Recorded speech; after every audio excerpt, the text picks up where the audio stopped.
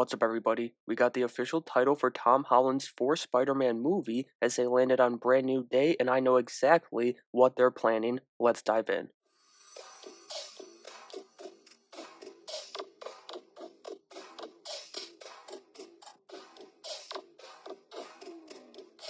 First off, I just want to say I love this design for the new logo. It's great and new, just like this Spider-Man will be, according to Tom Holland. He said this is a fresh start, and it really is. He's back, but his friends are essentially gone, and Destin Daniel Cretton has taken over directing duties for John Watts. So it's quite literally a new start for Spidey in the MCU. Then there is one MCU project that I do think will set up a storyline, just a storyline, not the whole story in this movie. Kind of like think about how Tiamat went from Eternals to Captain America 4, and then this project here, that's Daredevil Born Again. I think Fisk will in fact be defeated and out of office by the end of season 2, which should come out before this movie, and also would mean that New York would need a new mayor, and that emergency election is going to take place in this movie. That would bring in the Hollisters, which those of you who have read the Brand New Day comic would know means Menace isn't far behind.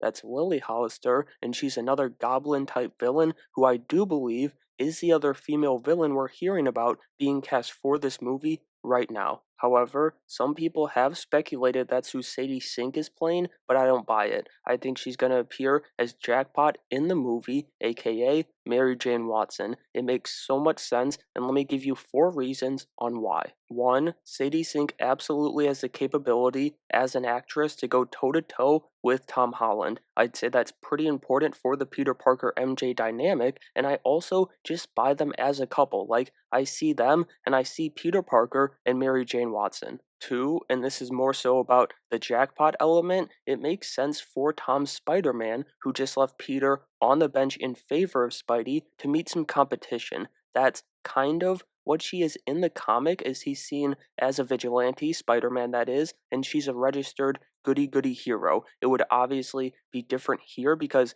the Accords have been revoked in the MCU, and the Brand New Day storyline in the comics takes place pretty soon after Civil War, but it's the same kind of idea. Third, you don't get Sadie Sink as a villain, like I said. I just don't see it, hence my previous fan casting, which, if you've been around the channel, you know about. As I said, she should be, obviously, before she was cast in this, she should be Rogue in the X-Men reboot. Now, this one you guys might disagree with, it's more so opinion, but let me know down in the comments below if you could see Sadie Sink as a villain, but, I won't be able to until I literally see it. Anyway, the final point is that the jackpot angle gives the MCU their fresh take on the character, like we thought they were doing with Zendaya's MJ, and they still kind of did do. It separates their MJ from that one even, from Sam Raimi's MJ, and Spider-Verse's MJ even too, and the way Feige talks about that stuff, he definitely likes to have the MCU versions be at least a little bit different from previous adaptations. But that's just the effect on Spider-Man.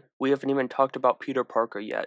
Yes, I know he's going to be sidelined essentially, and I've talked about that, but there's still gonna be scenes for him in this movie. You're silly if you think there's not gonna be, and this second MJ storyline is simply the perfect conflict for the forever tortured Peter Parker. That's what I think the angle would be with this too, torturing him and dragging Peter Parker down as he tries to be a better Spider-Man. It would also mean, assuming Peter and MJ become a couple in the movie, that his first win in some time as Peter wouldn't necessarily end up feeling like the biggest win once it's all unraveled. Which, that's kind of, not exactly, but kind of what the book Spider-Man Blue is about. The specific story is a bit different, being all about his first love, Gwen Stacy, while introducing MJ, but you see where the comparisons can be made, and Alex Perez of the Cosmic Circus outlet said some time ago that that story was indeed part of the inspiration for Spidey 4. To me, having read both stories, that makes all the sense in the world because they'd just be spinning it,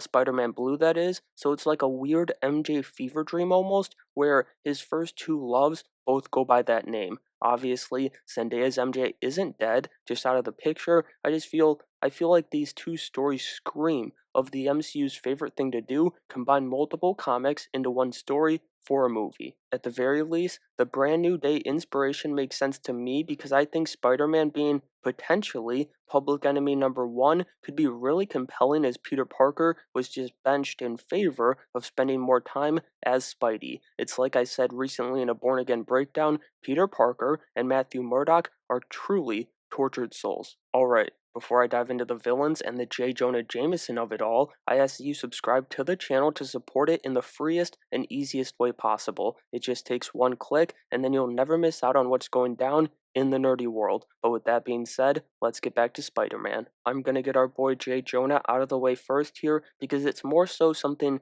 that I personally want to see in the movie than something I think we could see. If that mayoral race happens, he is a part of it in the comics, so that could be fun. But to give J.K. Simmons something new to do other than screaming about Spider-Man and yelling at Peter Parker, pairing that with the bugle being bought out from under him and leading to his heart attack could serve as a nice little, just a side story for J.K. Simmons. And also, who doesn't want more J.K. Simmons? I mean, come on. But anyway, there's two villains that I do think we're going to get in this movie because of the casting calls we've seen for two male actors. I'm blanking on the specifics, but I believe, if my memory serves me correctly, I think one is like 30 to 50 and the other is 20 to 30 or something along those lines, and these villains are connected too. At least in the Brand New Day comic, one is working for the other. We'll talk about the one that isn't as fun first, and that's Overdrive. He'd be the younger casting call, and he's not big bad material, but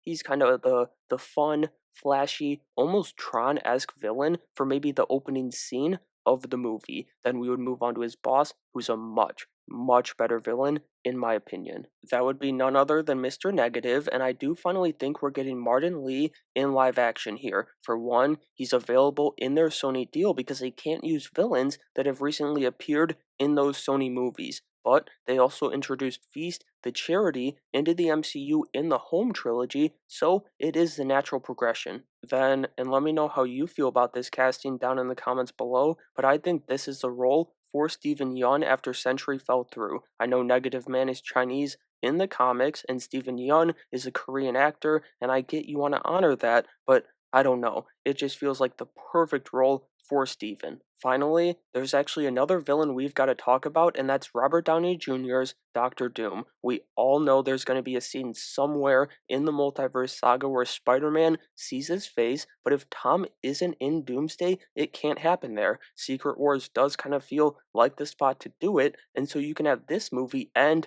or, have a post-credit scene with RDJ's Doom coming to Earth and let the hype build. But that's all I've got for you guys today. Drop your predictions and wishes for Spidey 4 down in the comments below, smash that like button, and make sure you have a great day.